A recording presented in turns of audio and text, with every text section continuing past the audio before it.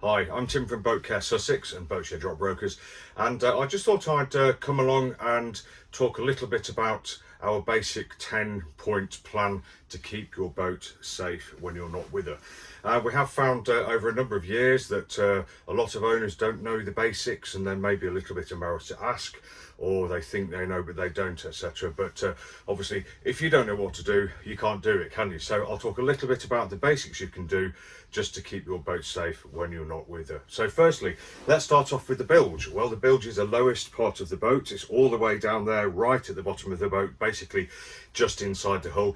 That's where liquids will accumulate if they get into the boat. Now, it's fairly normal, common for a bit of liquid to get in there, but if you're taking on, if your boat's taking on water or leaking fuel or oil, it's always good to make sure that you understand what's in there. And if the boat is taking on excess water because there's a leak or something's broken, then you may very well see it in the bilge first. So it's always a great early warning that all is not well with your boat. Also, you want to make sure that your boat, apart from she's floating well, is that she's not moving about and disappearing off over the horizon without you on board. So how do we do that? Well, we do that with lines and warps. So we want to make sure that she's alongside where you want her. She's not moving around too much, but also she's not tied up too tightly. So there's a little bit of flexibility for her to just move around a tiny little bit and not chafe too much on lines and pontoons, etc., etc. And you certainly want to make sure that she's nice and secure for any storms that may be passing through. Fenders are another ally of ours. So if your boat is well fendered, especially down the pontoon side out here, so your boat's rubbing against or just gently nudging those fenders instead of the pontoon, that will mean that your boat isn't going to be taking any damage. So the fenders need to be the right height, so they come between you and the pontoon or the wall or whatever it is you're berthed against, and also well spaced. So if they're all bunched up at the front, then there's no protection at the back. If they're all bunched up at the back, there's no protection at the front, etc., etc. So nice and spaced out. And over time, if you don't move them a little bit, then you will find that you get something that I call fender rub or fender roll, where the fenders roll around and up and down your hull as the boat's moving, the wind's moving them. They can wear the gel coat into a dull colour or a shiny colour, and they can wear through paint as well. So just worthy of note. Your electrical cable, most boats are on charge as they're sitting alongside and unused, so there'll be a cable from the pontoon onto your boat. So we need to make sure that it doesn't get too tight as the boat moves, and it's not too droopy so that it ends up in the water, which can cause all sorts of different problems. So we need to make sure there's just enough slack in the cable to make sure that as your boat moves around, the cable can take up the slack nice and gently and not pull the socket out, not pull the wire out of the shore socket or out of the boat socket as well. We want to make sure that the battery is on charge, so that means that your plugs need to be plugged in, as I just mentioned. Your cable needs to be just the right amount of slack, and the electricity needs to be flowing from the meter or from the shore side into your boat to the battery charger. So firstly, we need to make sure we've got plenty of money in the meter, because people do often don't realise that their meters are running low or have finished and the batteries are on charge.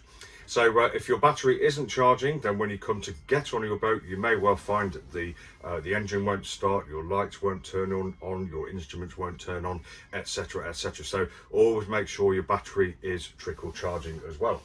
Covers, most boats have some kind of covers. This boat has got a cockpit tent, an enclosure, etc. Some boats have spray hoods, sail covers, etc. Make sure they're in place and they're not flapping. As soon as they're flapping, that will turn into flogging, which turns into instant destruction for your covers, and they are expensive to renew. If you look after them, make sure they're nice and taut, make sure they're, if there's a storm coming in, you can wrap them with extra ropes, etc., around sails, etc., just to keep the wind from flapping them. And another effect that the wind has is, over time, the flogging undoes the zips, pulls the poppers off, and as we saw in a recent storm, lots of sail covers and cockpit tents, and in some cases sails, disappeared over the horizon because they just weren't secured properly.